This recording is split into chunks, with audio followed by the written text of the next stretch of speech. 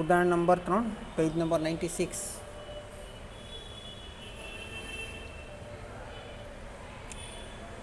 હવે આની અંદર છે ને આપણે એક એક વિચલન ધીરે ધીરે શીખીએ, થોડા વિચલન ધીરે ધીરે શીખીએ એટલે પેલું ઉદાહરણ નંબર 7ની અંદર જે બધા સાથે હતા એટલે વધારે કન્ફ્યુઝિંગ થાય, એટલે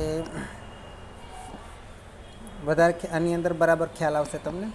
મેં જેમ તમને વાત કરેલી તેમ આની અંદર આપણે 3 વસ્તુ પહેલાં લખી દેવાની. સૌથી પહેલાં લખવાનું બજેટ. બજેટ એટલે અંદાજિત બજેટ. ત્યાર પછી આપણે લખવાનું રહેશે એકચ્યુઅલ. આ બે વસ્તુ આપણને આપેલી હોય, બજેટ અને એકચ્યુઅલ આપણને આપેલું હોય, એના પરથી આપણે સ્ટાન્ડર્ડ શોધવાનું. સ્ટાન્ડર્ડ એટલે પ્રમાણ, હે ને. એકચ્યુઅલ એટલે ખરેખર, અને સ્ટાન્ડર્ડ એટલે પ્રમાણ, અને બજેટ એટલે અંદાજ. હવે સૌથી પહેલાં આપણે આઉટપુટ એટલે કે ઉત્પાદન લખી દેવાનું, એટલે કારણ કે એના પર જ આધારિત હોય બધું. અમુક દાખલામાં ઉત્પાદન નહીં પણ આપેલું હોય, બીજી વસ્તુને આધાર પર લઈને આપણે બધા વિચલનો ગણવા પડે. પછી ખર્ચ લખી દેવાનો, એટલે કે સ્થિર ખર્ચ. સ્થિર ખર્ચ, આ બે વસ્તુ ખાસ જોઈ લેવાની પહેલાં. હવે આપણે રકમ વાંચીએ. એક કારખાનાના ફેબ્રુઆરી 2011ના ઉત્પાદનને લગતી માહિતી નીચે મુજબ છે. તેના આધારે સ્થિર પરોક્ષ ખર્ચ વિચલન, ખર્ચ વિચલન એટલે કે બજેટ વિચલન અને જથ્થા વિચલન શોધી કાઢો. બજેટ મુજબ સ્થિર પરોક્ષ ખર્ચ આપેલો છે 20,000.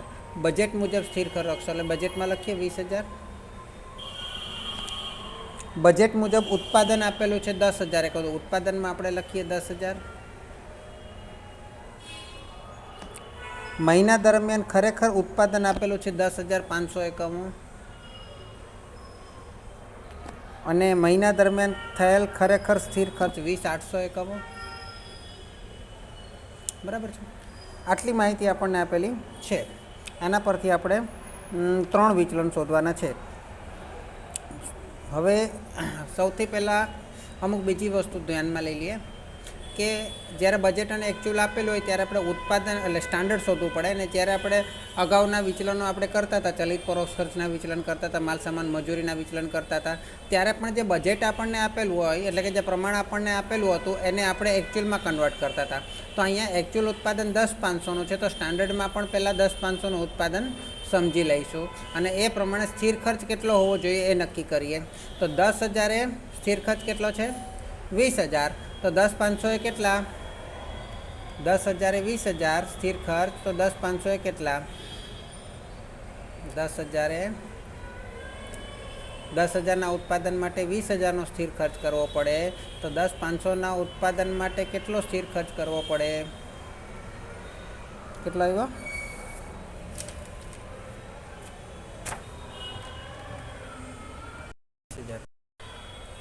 21,000 ને? ઓકે, 21,000નો સ્થિર ખર્ચ કરવો પડે. તો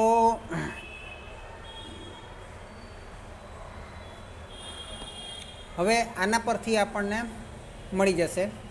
હવે એના ઉપરાંત આપણે બીજી એક વસ્તુ શોધી કાઢવાની. આપણને એકમ દીઠ પ્રમાણ દર શોધી કાઢવાનો.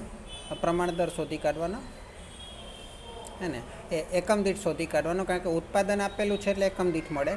દિવસો આપેલા હોય તો દિવસ દીઠ પણ શોધી શકાય, અને કલાક આપેલા હોય તો કલાક દીઠ પણ શોધી શકાય. એટલે અહીંયા ઉત્પાદન છે એટલે એકમ દીઠ મળશે. તો એ તમારે બજેટને ધ્યાનમાં લઈને જ શોધવાનું પ્રમાણ દર. તો 20,000 ભાગ્યા 10,000 એટલે એક એકમ માટેનો ખર્ચ કેટલો થશે? 10,000 એકમ માટેનો ખર્ચ 20,000, તો એક એકમ માટેનો ખર્ચ કેટલો? 2 રૂપિયા. બરાબર છે. ચલો હવે દાખલાની ખર્ચની આપણે શરૂઆત કરીએ, ગણતરીની સૂત્રની. તો સૌથી પહેલાં ખર્ચ વિચલન એટલે કે પડતર વિચલન. સ્થિર પરોક્ષ ખર્ચ, સ્થિર પરોક્ષ ખર્ચ વિચલન અથવા તો પડતર વિચલન બરાબર શું? તો કે સ્થિર પરોક્ષ ખર્ચ પડતર વિચલન. સ્થિર પરોક્ષ ખર્ચ પડતર વિચલન એટલે તમારે સ્ટાન્ડર્ડ જે છે એકચ્યુઅલ જે છે બંનેનો તફાવત. એટલે કે સ્ટાન્ડર્ડ ખર્ચ કેટલો થયો, તમારે કેટલો થવો જોઈતો હતો અને કેટલો થયો. તો તો 21,000નો થવો જોઈતો, તો એની જગ્યાએ થયો કેટલો? આપણે નીચે લખીએ 21,000નો ખર્ચ થવો જોઈતો તો એની જગ્યાએ થયો કેટલો? 20,800નો થયો, બરાબર છે. તો ખર્ચ ઓછો થયો કે વધારે થયો?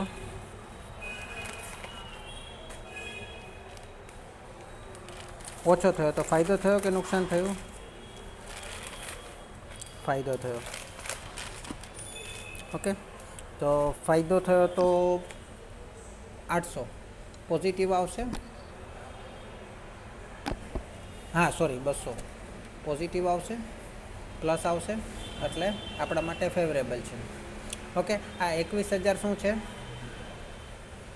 સ્ટાન્ડર્ડ ખર્ચની વાત છે, એટલે સ્ટાન્ડર્ડ એક્સપેન્સ એટલે standard cost minus actual cost, હે ને?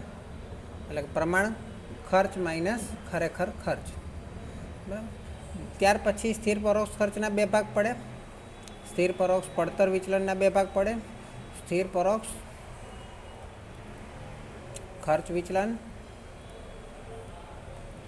અને બીજું સ્થિર પરોક્ષ જથ્થા વિચલન. તો સ્થિર પરોક્ષ ખર્ચ વિચલન, તો સ્થિર પરોક્ષ ખર્ચ વિચલન હવે ખર્ચની જ વાત છે, પણ અહીંયા પેલું પડતર છે. આ ખર્ચ એટલે કે એને બજેટ વિચલન પણ કહેવાય. એમાં બજેટ સાથે આપણે કમ્પેરિઝન કરવાની છે. તો બજેટ કરતાં એકચ્યુઅલ કેટલો ફેરફાર થયો? બજેટ આપણે બનાવેલું હતું 20,000 એકમ, 20,000 રૂપિયાનું, અને ખરેખર કેટલો થયો? 20,800, હે ને? તો 20,000માંથી 20,800 જાય તો માઇનસ 800 થાય. 20,000માંથી 20,800 જાય તો માઇનસ 800 થાય ને. આ માઇનસ 800 આપણું બજેટ વિચલન અથવા તો સ્થિર પરોક્ષ ખર્ચ વિચલન આવે, બરાબર છે. ચલો, ત્યાર પછી જે આપણા માટે માઇનસ છે એટલે એડવર્સ છે, એટલે કે પ્રતિકૂળ છે, બરાબર. અચ્છા, હવે આનું સૂત્ર શું બન્યું? તો કે 20,000 શું છે? બજેટ કોસ્ટ માઇનસ 20,800 શું છે? એકચ્યુઅલ કોસ્ટ, બરાબર છે. ચલો, હવે ત્યાર પછી સ્થિર પરોક્ષ જથ્થા વિચલન. તો જથ્થા વિચલન પણ આપણે આના પરથી જ મળી જાય. જુઓ તમે, ખર્ચ પરથી જ મળી જાય, હે ને?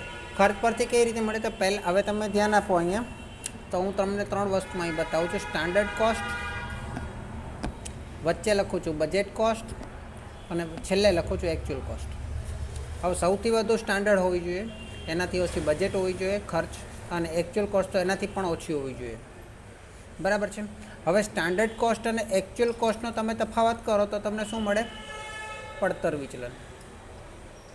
સ્ટાન્ડર્ડ કોસ્ટ ને બજેટ કોસ્ટનો તફાવત કરો તો તમને મળે જથ્થા વિચલન, બરાબર છે. અને બજેટ કોસ્ટ અને એકચ્યુઅલ કોસ્ટનો જો તમે તફાવત કરો તો તમને મળે એક્સપેન્સ વિચલન, એટલે કે ખર્ચ વિચલન. ચલો, હવે આપણે પહેલાં શું કર્યું? સ્ટાન્ડર્ડ કોસ્ટ ને એકચ્યુઅલ કોસ્ટનો તફાવત લીધો એટલે પડતર વિચલન મળી ગયું.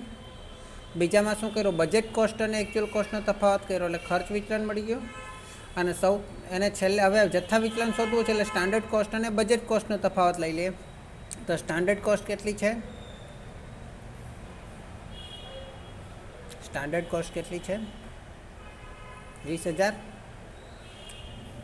અરે સોરી 21,000. અને બજેટ કોસ્ટ કેટલી છે?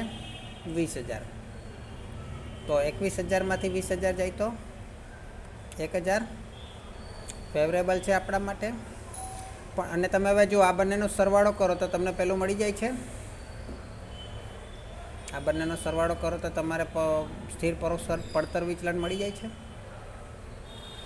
ઓકે, હવે બીજી એક વસ્તુ મહત્ત્વની, કે આ જથ્થા વિચલન છે બીજી રીતે પણ મળે. બીજી કઈ રીતે મળે? તો કે તમારી પાસે ઉત્પાદનના એકમો આપેલા હોય તો એકમની મદદથી પણ મળે. અને બીજી રીત બતાવી દઉં તમને. તો એકમનો તફાવત કરવાનો છે, કે કેટલા એકમનું ઉત્પાદન થવું જોઈએ, આપણે કેટલા એકમનું બજેટ બનાવેલું અને કેટલા એકમનું ઉત્પાદન થયું. કેટલા એકમનું બજેટ બનાવેલું ને કેટલા એકમનું ઉત્પાદન થયું. તો ખરેખર બનાવેલું કેટલું? 10,000નું બજેટ બનાવેલું. અરે એકચ્યુઅલી આ બજેટ જે છે ને, એકમનું ઉત્પાદન થયું ને, એ થયું એની સાથે સરખામણી નથી કરતા આપણે, ખરેખર કરીએ છીએ પ્રમાણની સાથે સરખામણી. પણ લખાય છે ખરેખર નહીં, પણ આપણે કરીએ છીએ પ્રમાણની, ને પ્રમાણની ખરેખર બંને સમાન છે. આ પ્રમાણ જે છે તે કેવું હોવું જોઈએ? વધારે હોવું જોઈએ. બજેટ કરતાં પ્રમાણ કેવું હોવું જોઈએ?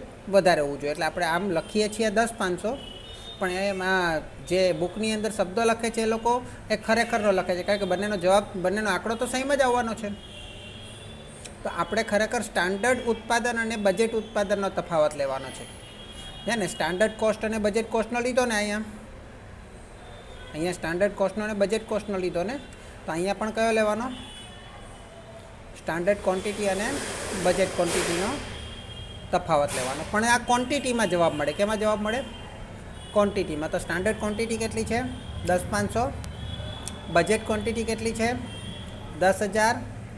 બોલો હવે મને કહો જોઈએ જવાબ શું આવે? 500 આવ્યા ને? પણ આ 500 રૂપિયામાં નથી, એકમમાં છે. તો રૂપિયામાં કન્વર્ટ કરવા માટે શું કરવું પડશે? તો આપણે એના માટે એકમ દીઠ પ્રમાણ દર શોધેલો છે, 2 રૂપિયા. હા, સ્ટાન્ડર્ડ રેટ શોધેલો છે ને, એની સાથે મલ્ટીપ્લાય કરી દઈએ. તો આને સ્ટાન્ડર્ડ રેટ 2 રૂપિયા સાથે મલ્ટીપ્લાય કરી દઈએ એટલે આપણો ફાઇનલ જવાબ આવી જશે 1,000 રૂપિયા. આવી ગયો? બોલો યસ ઓર નો?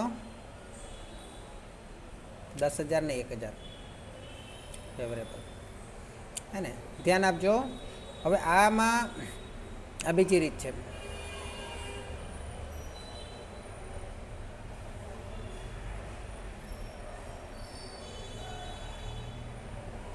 શું કર્યું આપણે? પહેલાંમાં ખર્ચનો તફાવત લાવીને શોધી કાઢ્યું, અને ખર્ચનો તફાવત ના મળે એમ તો જથ્થાનો તફાવત લાવીને પણ શોધી શકાય. પણ જથ્થાના તફાવતમાં એ લોકો સૂત્રની અંદર લખે છે ખરેખર, પણ ખરેખર રિયાલીમાં ખરેખર ના હોય, સ્ટાન્ડર્ડ હોય. કારણ કે સ્ટાન્ડર્ડ છે તે બજેટ કરતાં વધારે હોય. બરાબર છે? અને સ્ટાન્ડર્ડ અને ખરેખર સરખું છે એટલા માટે આપણે ખરેખર એ લોકો લખે છે સૂત્રમાં. ચલો, તો હવે આ દાખલો પૂરો થઈ ગયો. સ્ક્રીનશોટ લઈ લો.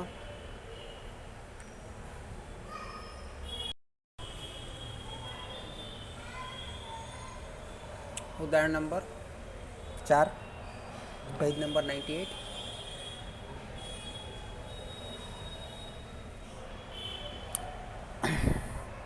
એક કારખાનાની માહિતી નીચે મુજબ છે. માર્ચ 2011 દરમિયાન બજેટ મુજબ સ્થિર. આપણે પહેલાં લખી દઈએ 3 વસ્તુ. એક તો બજેટ, બીજું આપણે લખી દઈએ ખરેખર, અને ત્રીજું આપણે લખી દઈએ સ્ટાન્ડર્ડ. બરાબર?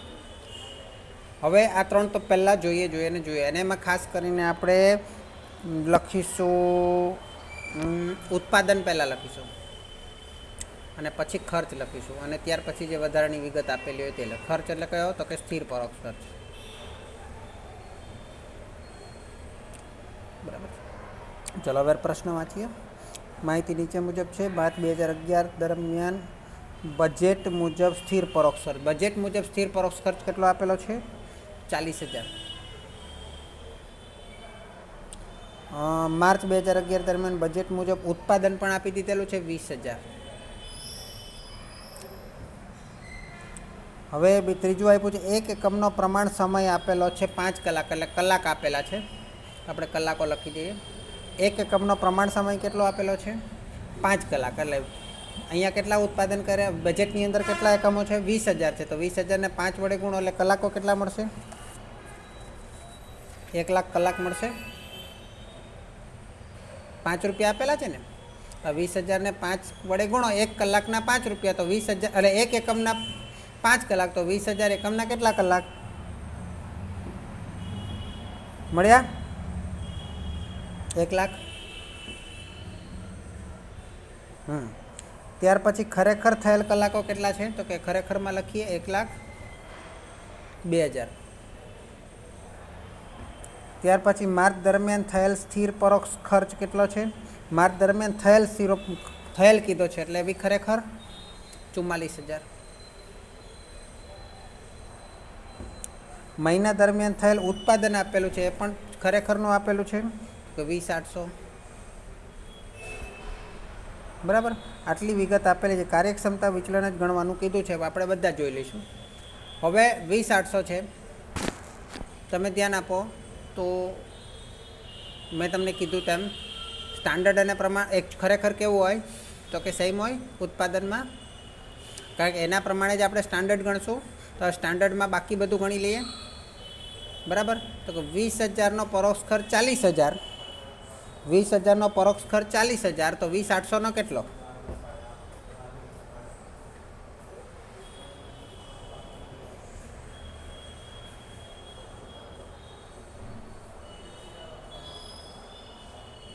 $41,600.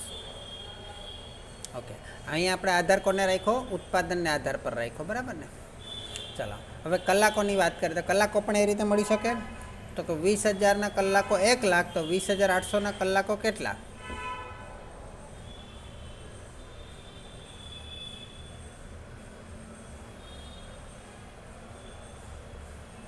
$20,000 1,00,000, તો 20,800 કેટલું? 1,04,000. 1,04,000. ચલો આટલી વિગત મળી ગઈ. ચલો હવે આપણે એકમ દીઠ અમુક વસ્તુ શોધી લઈએ. નીચે એકમ દીઠ, તો એકમ દીઠ આપણે શોધીએ તો પહેલાં તો ખર્ચને જ શોધવાનું બધામાં, એટલે ખર્ચ આપણા અંશમાં રહેશે. તો એકમ દીઠ ઉત્પાદન એટલે એકમ દીઠ નહીં, સોરી મારી ભૂલ થઈ ગઈ, પ્રમાણ દર શોધવાનો છે આપણે. પ્રમાણ દર શોધી લઈએ. હા, પહેલાં તો એકમ દીઠ શોધીએ, એટલે કે ઉત્પાદન પ્રમાણે. તો કે ખર્ચ કેટલો થયો? તો કે 40,000 ભાગ્યા એકમો કેટલા છે? 20,000, એટલે એક એકમનો ખર્ચ કેટલો થશે? ₹2. કલાક પ્રમાણે ગણીએ તો, કલાક દીઠ ગણીએ તો કુલ ખર્ચ કેટલો થયો? 40,000, અને કુલ કલાકો કેટલા થયા? એટલે એક કલાકનો દર મળશે તમને 0.40. હા, એટલે 40 પૈસા થાય ને. ઓકે, ચલો આ તમને મળી ગયું. હવે એકમ દીઠ માટે તો તમારી પાસે સ્ટાન્ડર્ડ છે, કે એકમો પર આધારિત છે. હવે બીજું તમારે જોવાનું છે સમય પ્રમાણે. સમય પ્રમાણે પણ તમારે સ્ટાન્ડર્ડ નક્કી કરવાનું. તો સમયને આધારમાં રાખીને આપણે એક વસ્તુ ગણવાની છે.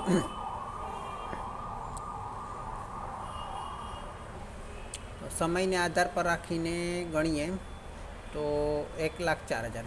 હા, હવે મને જરા કહેજો કે હા 1,00,000 છે ને, એક જ મિનિટ. હા, એટલે સમયને આધાર પર રાખીને એક બીજું બનાવવાનું છે. એને આપણે કહીશું સ્ટાન્ડર્ડ ક્વોન્ટિટી. આ તમારું સ્ટાન્ડર્ડ ક્વોન્ટિટી હતી, એટલે સ્ટાન્ડર્ડ હતું. હવે આપણે રિવાઇઝ સ્ટાન્ડર્ડ બનાવવાનું છે. રિવાઇઝ સ્ટાન્ડર્ડ બનાવીએ તો એ હવે ટાઈમને આધાર પર રાખીને બનાવવાનું છે. તો ટાઈમ આપણો કયો લઈશું? 1,02,000. તો 1,00,000 ઉત્પાદન કેટલું છે? 20,000. તો 1,02,000 ઉત્પાદન કેટલું થવું જોઈએ? 1,02,000 કલાકોએ ઉત્પાદન કેટલું થવું જોઈએ? એટલે અહીંયા 1,02,000 કોમન લઈ લેવાનું, 20,400 થવું જોઈએ. બરાબર ને? એ જ રીતે સ્થિર ખર્ચની વાત કરીએ તો 1,40,000 થાય છે. તો 1,02,000 કેટલું થવું જોઈએ સ્થિર ખર્ચ? 1,40,000 થાય છે. 1,02,000 સ્થિર ખર્ચ કેટલો થવો જોઈએ? 40,800 થવો જોઈએ. બરાબર છે. આમાં કોને આધાર પર લીધો? તો સમયને. ને ખરેખર સમયને આપણે આધાર પર લીધો, એટલે ખરેખર સમય કોમન લઈ લીધો. બરાબર. બંનેમાં પહેલાંમાં આપણે ઉત્પાદનને આધાર પર લીધું, બંનેમાં કોમન શું લઈ લીધું?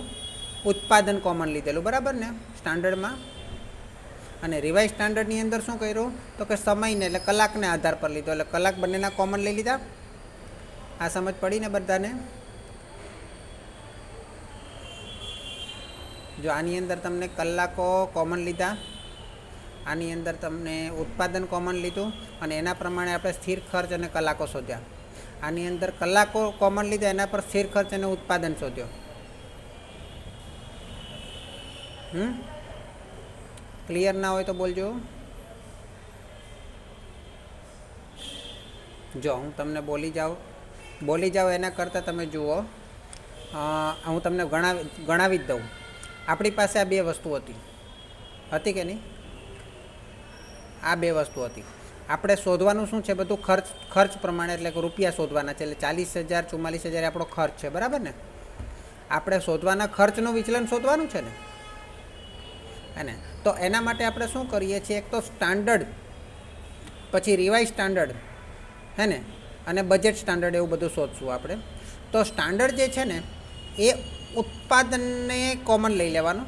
ઉત્પાદન છે તે ખરેખર અને સ્ટાન્ડર્ડનું કોમન લઈ લેવાનું. લઈ લીધું કોમન?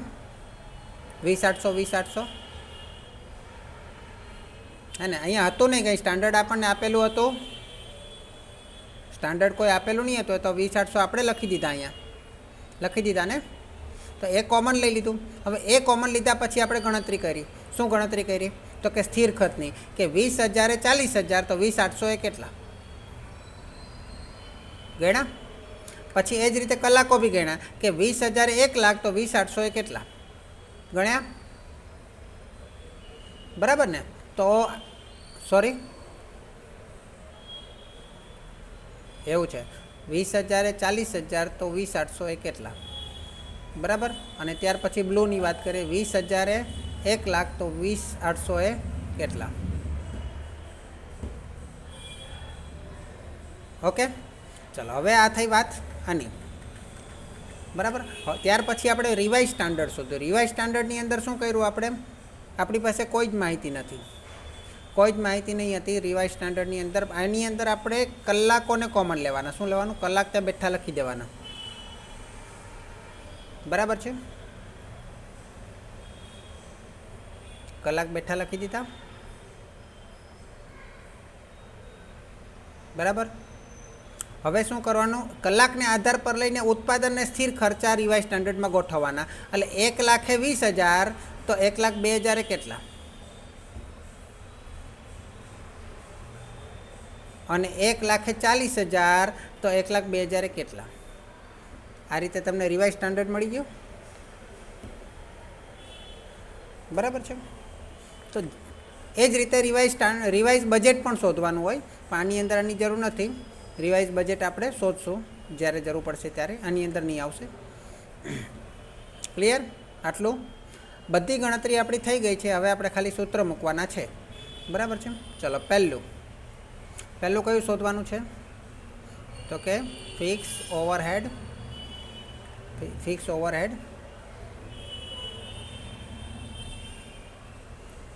સ્થિર પરોક્ષ ખર્ચ, ફિક્સ ઓવરહેડ, કોસ્ટ વેરિયન્સ પડતર વિચલન. ફિક્સ ઓવરહેડ કોસ્ટ વેરિયન્સ એટલે કે ગુજરાતીમાં લખું ને, સ્થિર પરોક્ષ ખર્ચ પડતર વિચલન, બરાબર છે? ફિક્સ ઓવરહેડ કોસ્ટ વેરિયન્સ, બરાબર. તો એમાં આપણને ખબર છે કે સ્ટાન્ડર્ડની એકચ્યુઅલ સાથે કમ્પેરિઝન કરવાની. મેં તમને કીધેલું તેમ સ્ટાન્ડર્ડ કોસ્ટ સૌથી વધારે આવે, એનાથી નાનું આવે બજેટ કોસ્ટ, એનાથી નાનું આવે એકચ્યુઅલ કોસ્ટ, બરાબર છે? હવે એકચ્યુઅલ કોસ્ટને થોડું પાછળ જવા દઉં છું હું તમને. ચલો, એનાથી નાનું આવે એકચ્યુઅલ કોસ્ટ. હવે સ્ટાન્ડર્ડ કોસ્ટની એકચ્યુઅલ કોસ્ટ સાથે સરખામણી કરવાની. તો સ્ટાન્ડર્ડ કોસ્ટ કેટલી છે? નહીં, કોસ્ટની વાત છે, ખર્ચની વાત છે, રૂપિયાની વાત છે. 41,600 માઇનસ એકચ્યુઅલ કોસ્ટ 44,000, એટલે શું જવાબ આવે? 2,400 માઇનસ કે પ્લસ? માઇનસ, બરાબર છે. બીજું, ફિક્સ ઓવરહેડ એક્સપેન્સ વેરિયન્સ એટલે કે સ્થિર પરોક્ષ ખર્ચ વિચલન. એમાં પડતર શબ્દ નહીં આવે, અથવા આને બજેટ પણ કહે, બજેટ વિચલન, બરાબર છે? તો એની અંદર શું કરવાનું? બજેટની ખરેખર સાથે સરખામણી કરવાની. અને તો શું આવશે? Budget cost minus actual cost. Budget cost minus actual cost. Budget cost કેટલી છે? 40,000 માઇનસ એકચ્યુઅલ કોસ્ટ કેટલી છે? 44,000. अरे budget cost minus actual cost है तो आम के जवाब आए -4000। चलो तीजो फिक्स ओवरहेड एफिशिएंसी अरे जत्था विचलन एटले क्वॉंटिटी वेरियंस वॉल्यूम वेरियंस पण कहेवाय ने वॉल्यूम वेरियंस एटले के स्थिर परोक्ष खर्च जत्था विचलन। तो आने बे रीते गणी शकाय मैं तमने कहूँ तेम 3 रीते गणी शकाय। चलो तो जत्थानी बात है खरेखर शू करवू जोईए आपणे तो कि जत्थो जे छे ने जत्थो क्या है तो कि उत्पादन में ए उत्पादन में जे जत्थो छे ने एनी कम्पेरिजन करवी जोईए अने कम्पेरिजन एनी करीए तो शू थाय तो कि कयुं कयुं उत्पादन तो कि स्टांडर्ड उत्पादननुं बजेट उत्पादन साथे सरखामणी करवानी होय तो स्टांडर्ड उत्पादन एटले ए पहला आवे standard quantity minus budget quantity. चलो उत्पादन क्यों है तो कि स्टांडर्ड क्वॉंटिटी 20,800 है और बजेट क्वॉंटिटी कई है तो कि 20,000। मूलभूत रीते स्टांडर्ड जे है ने ते तो आपणे एक्चुअल में लखेलू हतुं एटले ए लोको एक्चुअल ज लखे छे सूत्र में है ने। हवे आनो जवाब शुं आव्यो तो कि 800 आव्यो पण 800 नहीं आवे कारण के 800 तो एकम है आपणे तो रुपया में कन्वर्ट करवानो तो एना माटे एकम दीठ दर आपणे शोधेलो छे देखाय छे एकम दीठ दर शोधेलो है ने 2 रुपया तो एने 2 वडे गुणवू पड़शे ने तो आपणे आने 2 वडे गुणी दईए तो केटला आवे 1600 प्लस आव्या के माइनस प्लस आव्या ने ओके आ फेवरेबल है आ प्रतिकूल है और आ प्रतिकूल है बराबर। तमे जो बीजा ने त्रीजानो सरवाळो करो जे पेलुं मळे छे बीजा ने त्रीजानो सरवाळो करो 1600 माइनस 4000 पहलू मळे छे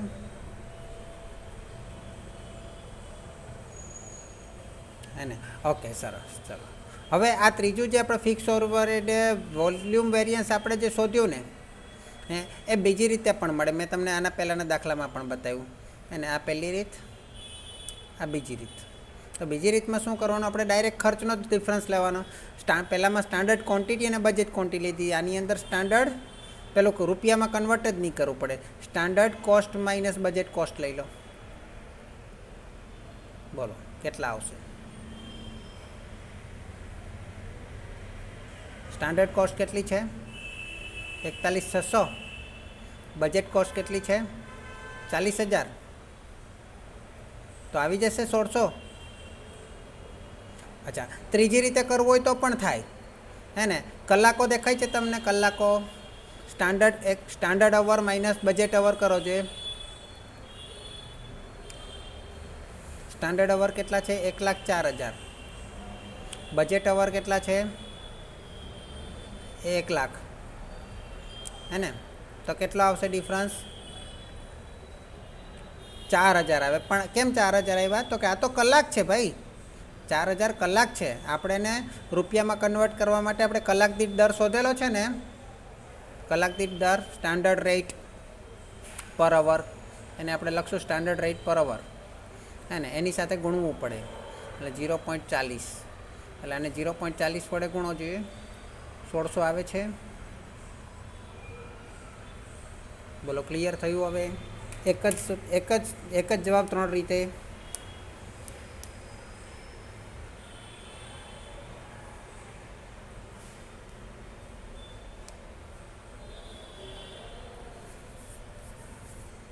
बराबर है। चलो हवे आपणे अगत्यनुं जे आ दाखलामां पूछेलुं छे कार्यक्षमता अने कार्यक्षमता कोना पर आधारित होय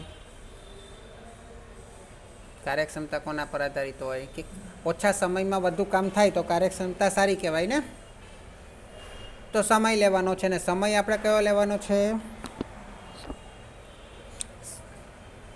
आम तो खरेखर लेवानो समय बराबर। हवे खरेखर तो लेवानो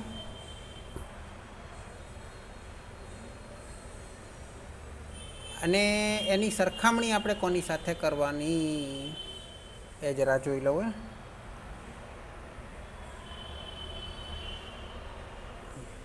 ખરેખર હા, તો કે ખરેખરની સરખામણી આપણે કરવાની છે. અચ્છા, આપણે પહેલાં લેવાના છે ને, હા આપણે હા 1,00,000 અને 1,02,000 છે ને કલાકો. કાર્યક્ષમતા સમય પર આધારિત છે. તો જો આમાં છે ને આપણે 1,02,000 અને પ્રમાણ 1,04,000 છે ને, એટલે આમ 2,000 ગુણ્યા 8.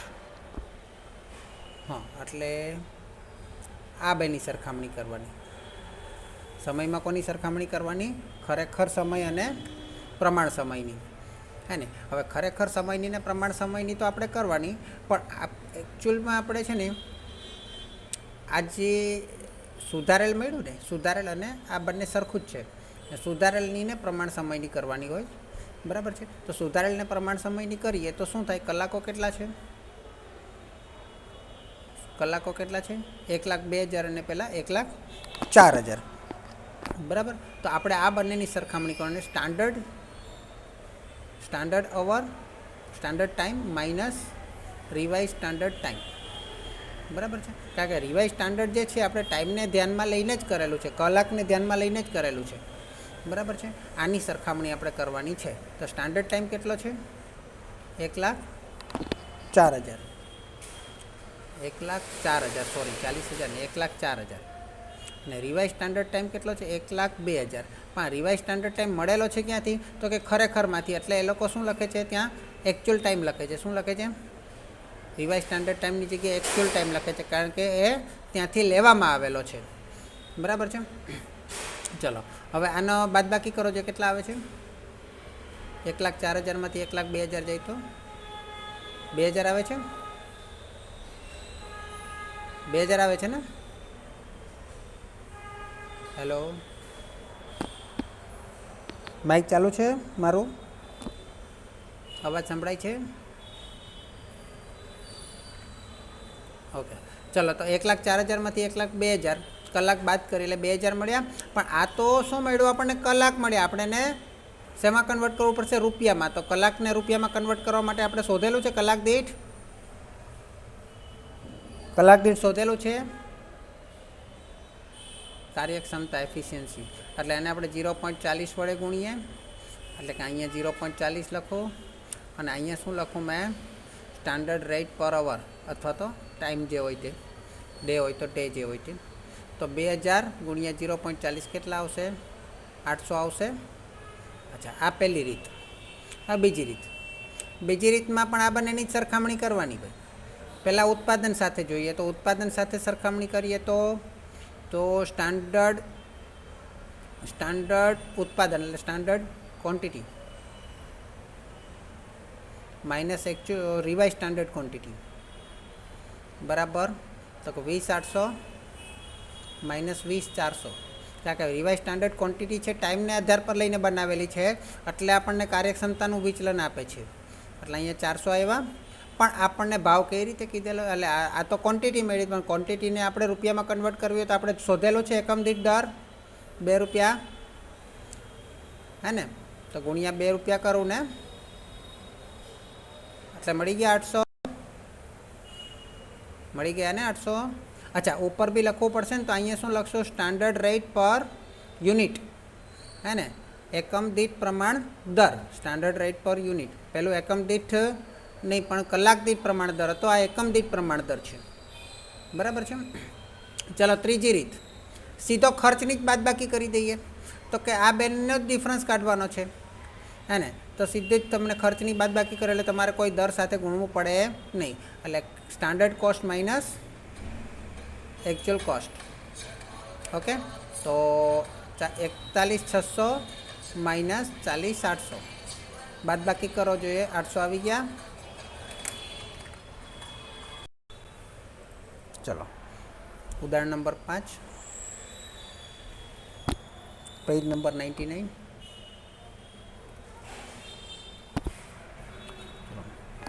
ત્રણ વસ્તુ આપણે શોધવાની.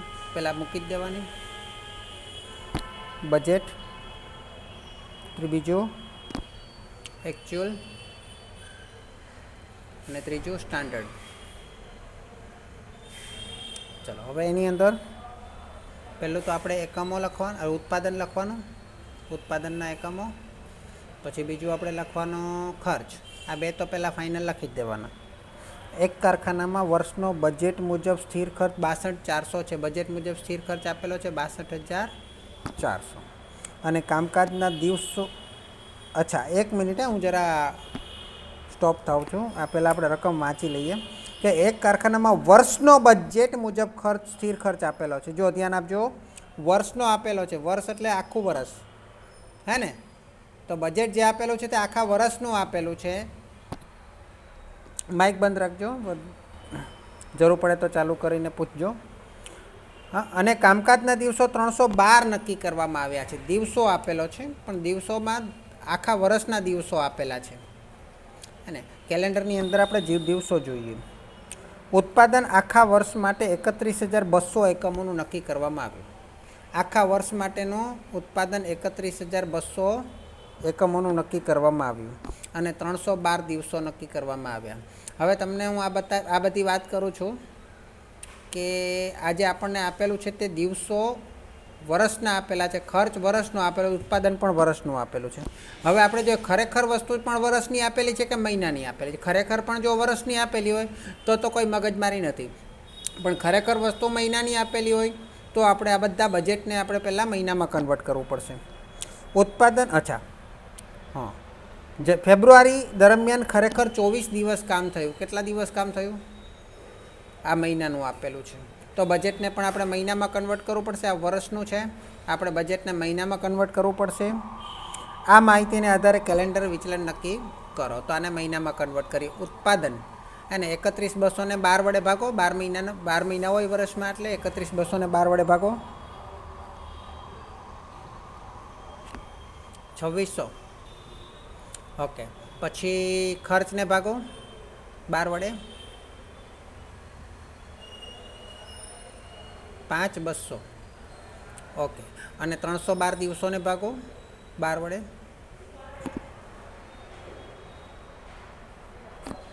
26. ઓકે, સરસ. ચલો હવે ધ્યાન આપજો કે આપણને એકચ્યુઅલ ઉત્પાદન આપેલું છે, નથી આપેલું. ઉત્પાદન આપ્યું જ નથી. બોલો હવે દાખલો કઈ રીતે ગણવો? એકચ્યુઅલ ખર્ચ આપેલો છે, અરે ખર્ચ પણ નથી આપ્યો. દાખલો કઈ રીતે ગણવો? હે ને? તો કંઈ વાંધો નહીં, આપણી પાસે દિવસો અને પ્રમાણ દર મળી જશે. દિવસો પરથી પણ મળશે, એટલે દિવસો છે ને આપણી પાસે, તો આપણે પ્રમાણ દર શોધી કાઢીએ. પ્રમાણ દર એકમ દીઠ પણ મળશે અને દિવસ દીઠ પણ મળશે. ચાલો, પ્રમાણ દર શોધવા માટે ખર્ચ કેટલો છે મહિનાનો? 5200. 5200 ને ઉત્પાદન સાથે ભાગીએ તો 5200 ભાગ્યા 2600, એટલે એકમ દીઠ ખર્ચ મળે 2 રૂપિયા. 5200 ભાગ્યા 2600 એટલે 2 રૂપિયા. અને દિવસ દીઠ વાત કરીએ તો 5200 ભાગ્યા 26 દિવસો છે, તો એક દિવસનો ખર્ચ કેટલો?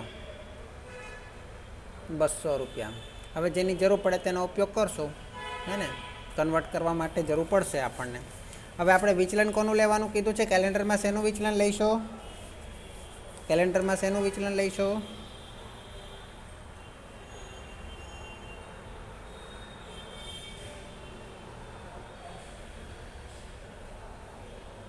બોલો બોલો. કેલેન્ડરમાં શેનું વિચલન લેવાય? દિવસનું. હવે દિવસની વાત કરીએ તો એકચ્યુઅલ અને બજેટ, બરાબર. તો એકચ્યુઅલ એક મિનિટ, હા. તો 24 અને 26 દિવસો, તો 24 દિવસ અને બજેટ 26 છે, બરાબર છે. હવે એકચ્યુઅલને તો આપણે ખરેખર આપણે એમાંથી આપણે બનાવશું સ્ટાન્ડર્ડ, એટલે 24 દિવસ ખરેખર ત્યાં જઈ જશે. આપણે રિવાઇઝનું જે બનાવશું ને એમાં ચાલ્યા જશે. રિવાઇઝ બજેટ, હે ને? પહેલું આપણે આના પહેલાં જે બનાવ્યું તે રિવાઇઝ સ્ટાન્ડર્ડ બનાવેલો. આ બજેટને આપણે રિવાઇઝ કરવાનું છે, એટલે દિવસો જે હોય ને બજેટ પ્રમાણે આપણે ગોઠવતા હોઈએ, હે ને? તો 24ને અહીંયા ગોઠવી દઈશું, બરાબર છે. તો ખરેખર જે આપણે છે ને એકચ્યુઅલ અને બજેટ નહીં પણ રિવાઇઝ બજેટ અને બજેટનું કમ્પેરિઝન કરવાની છે, હે ને. તો રિવાઇઝ બજેટ અને બજેટની કમ્પેરિઝન કરીએ, પણ રિવાઇઝ બજેટમાં 24 આવ્યા ક્યાંથી? તો કે એકચ્યુઅલમાંથી આવ્યા, બરાબર છે. એટલે આપણે લખશું revise budget days minus budget days, બરાબર છે. અને એનું વિચલન જે મળશે એના પરથી આપણને મળશે કેલેન્ડર વિચલન. શું મળશે? કેલેન્ડર વિચલન. તો રિવાઇઝ બજેટ ડેઝ કેટલા છે? 24, અથવા એને એકચ્યુઅલ ડેઝ પણ કહેવાય. માઇનસ બજેટ ડેઝ કેટલા છે? 26, બરાબર. Revise budget days minus budget days, બરાબર. એટલે આપણને મળશે વિચલન -2. પરંતુ આ તો દિવસોમાં મળશે. દિવસોમાં નહીં જોઈએ, આપણે શેમાં જોઈએ? દિવસોમાં નહીં જોઈએ, આપણે શેમાં જોઈએ? હેલો, કરવા માટે આપણી પાસે કોઈ સાધન છે? તો કે હા છે, આપણી પાસે દિવસ દીઠ રકમ આપેલી છે. તો ગુણ્યા 200 કરી દઈએ તો કેટલા થાય? -400 આવવા જોઈએ જવાબ પ્રતિકૂળ, બરાબર ને. માઇનસ એટલે હવે 200 આવ્યા તો અહીં ઉપર બી લખવા પડશે ને. 200 આપણે લખીએ, ઉપર લખીએ તો શું છે? તો કે સ્ટાન્ડર્ડ રેટ પર ડે, હે ને, દિવસ દીઠ પ્રમાણ દર, બરાબર છે. પણ આનું આપણે રિવાઇઝ બનાવીને કરવું હોય તો, રિવાઇઝ ઉત્પાદન, રિવાઇઝ ખર્ચ બનાવીને કરવું હોય તો પણ થાય દાખલો, હે ને. એના માટે આપણે શું કરવું પડે? તો કે 26 દિવસોએ 5200, 26 દિવસોએ 5200, તો 24 દિવસોએ ખર્ચ કેટલો? 26 દિવસોએ 5200, તો 24 દિવસોનો ખર્ચ કેટલો? 4800, હે ને. તો જો 5200માંથી 4800માંથી 5200 બાદ કરવો જોઈએ. Revise budget cost minus budget cost 400 આવી જાય છે, અને આવી જ જાય. મેથેમેટિકનો નિયમ છે, હે ને. એ જ રીતે 26 2600, તો 24 કેટલા? 2400. હવે આમાં પણ એ જ રીતે કરીએ. 2400 માઇનસ 2600 કરીએ, કેટલા આવે? તો કે -200 આવે. પણ -200 ને આપણે શેના વડે ગુણવું પડશે? તો રૂપિયામાં કન્વર્ટ કરવા માટે એકમ છે, એટલે બે એકમ દીઠ પ્રમાણ દર સાથે, એટલે ગુણ્યા 2, એટલે -400 આવી ગયા પ્રતિકૂળ.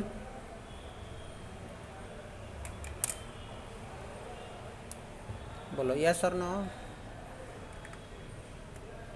સમજ? હા, તો